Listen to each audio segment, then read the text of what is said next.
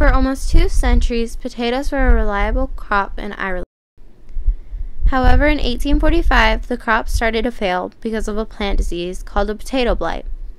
The overwhelming majority of Irish left for North America, where there seemed to be more opportunity. Nearly 1.5 million Irish arrived in the U.S. between 1845 and 1855. By 1900, 16 million Irish had come to America. In New York City, where millions of immigrants entered the country, poor housing and difficult working conditions frequently caused illness and accidents that claimed the lives of one or both parents.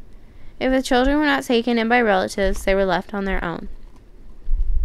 In the mid-1800s, about 30,000 homeless children roamed the streets of New York by day. At night, they slept in doorways, under staircases, and in empty buildings. Many had been born into families that suffered from a variety of issues, including poverty, crime, disease, alcoholism, and hunger. Some children's parents had died from those problems. Other parents could no longer care for their children because of poverty or poor health, so they abandoned them.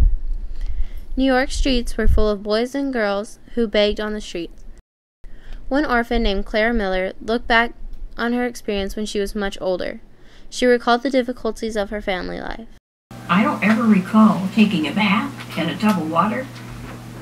We slept on old dirty mattresses on the floor, and the rats ran over our heads and through our hair lots of nights, and we'd wake up screaming with it. We don't know where our parents were. We never did know. Some homeless children were placed in orphanages, but orphanages were few in number and often grossly overcrowded. By 14, they were expected to move out and make their own living. Not all the children who were taken off the street were placed in orphanages. Police often rounded up homeless children and put them in adult prisons and poorhouses. The law treated children ages 7 and older as adults. If they were caught stealing, they could get the same punishments as adults. In the mid-1800s, children were treated like property. They had no rights. In 1853, a reformer named Charles Loring Brace founded the Children's Aid Society to help the homeless children. He believed they would be better off in families than on streets or in institutions. At first, the Children's Aid Society opened up shelters, called lodging houses, where children could eat and sleep. Each provided clean beds, dining halls, and a reading room filled with newspapers, books, and Bibles. Children were encouraged to use the reading room and attended evening classes where they could learn reading, writing, and math. In the lodging houses, children were charged 6 cents for a bed and 4 cents for a meal. 6 pennies also bought children a bath, haircut, and new clothes. The children were charged these fees to help pay for the upkeep of the house, and also to teach them the value of work. Schools were set up teaching job skills such as carpentry, woodworking, printing, dressmaking, laundry work, typewriting, crocheting, and knitting.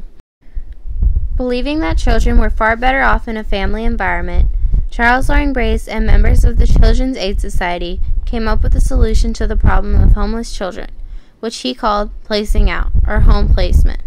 This was done by putting children on trains that were heading west. These trains later became known as the Orphan trains. Today, many consider the Orphan train movement as the start to modern foster care.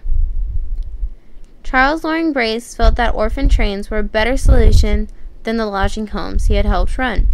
He also wanted to educate the children so that they can take care of themselves as adults.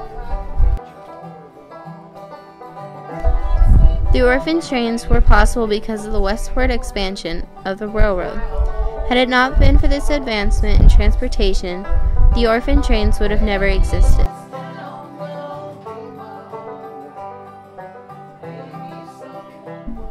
Children were placed on a train under the care of a placing agent from the Children's Aid Society.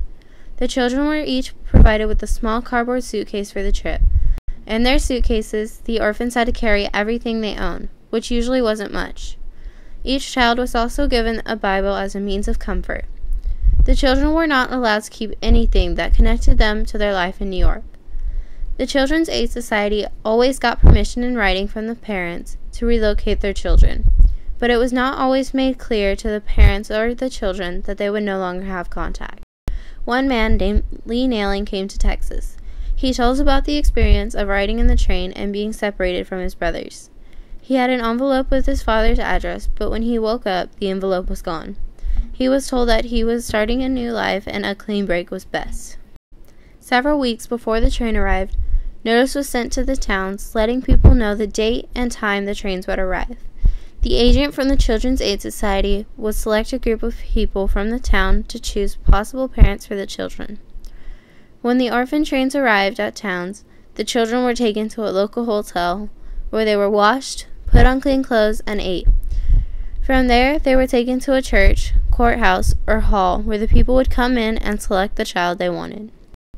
Children who were not chosen would get back on the train and go to the next town. The agents from the Children's Aid Society tried to keep brothers and sisters together, but many times that wasn't possible. Sometimes the children did not want to go with their new parents. And I says, well, I'm not going to go home with you. I said, you smell too bad. You haven't had a bath probably in a year. And he took me by the arm and was going to lead me off the stage, and I bit him. And that didn't work, so I kicked him. But this elderly couple in their 60s were contacted by this school teacher. He put me on his lap in this school teacher's home and got acquainted with me. And he said, if you go home with me, I'll buy you a pony and a bicycle and a puppy. So I thought that was great. So I went home with them, and I finally got the best home of the whole bunch. But I always thought that biting and kicking did me a lot of good. The best day of my life. When a child was placed, a contract was signed between the Children's Aid Society and the guardians taking the child. Parties taking boys agreed to write the society at least once a year, or to have the boys write. If the child had to be removed from the household for any reason, the Children's Aid Society did so at their own expense. It cost the new family nothing. According to W.B. Tice, a placing agent, there were many reasons why sending children west put them in better situations. One advantage was there were more possibilities in the West for children. Another was the industrial opportunities of the West did not exist in the crowded eastern cities. The third advantage for placing out was that it was important to get children out of a place full of evil that would lead them to become criminals. The Children's Aid Society was not the only organization to place children on trains. The New York Foundling Hospital was another major institution that placed children and babies on trains heading west. One of the biggest differences of the institutions is that the children from the Children's Aid Society would be randomly taken in when they reached their destination, and the children from the New York Foundling Hospital were requested ahead of time. Through the leadership of Charles Loring Brace, society took on the responsibility of caring for thousands of homeless children living on the streets of New York. For many of the orphan train riders, they were given opportunities they would not have as homeless children in the city. There are many success stories that begin with the orphan train. Andrew H. Burke, the governor of North Dakota in 1891, started out as a homeless child in New York, selling papers, blackening boots, and doing whatever he could to earn money.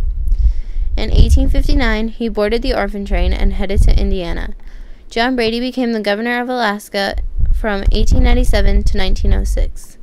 Henry Lee Joss served in the U.S. Congress. Other success stories include a sheriff, district attorneys, county commissioners, bankers, lawyers, doctors, journalists, ministers, teachers, and businessmen. The Children's Aid Society began other programs, such as the Shelter for Mothers and Their Children, nursery schools, playgrounds, and clubs designed to help the poor. The orphan train movement and the success of other children's aid programs led to many child welfare reforms, including health care and nutrition and job training. In 1909, the White House held its first conference on the care of dependent children to address issues for children and youth. President Theodore Roosevelt proposed 9 plans for children. These included foster care, foster home inspections, education, and medical programs for foster children. The orphan trains were in operation for 75 years. The first train left New York and arrived in Michigan in September 1854. The last train pulled into Sulphur Springs, Texas, on May 31, 1929.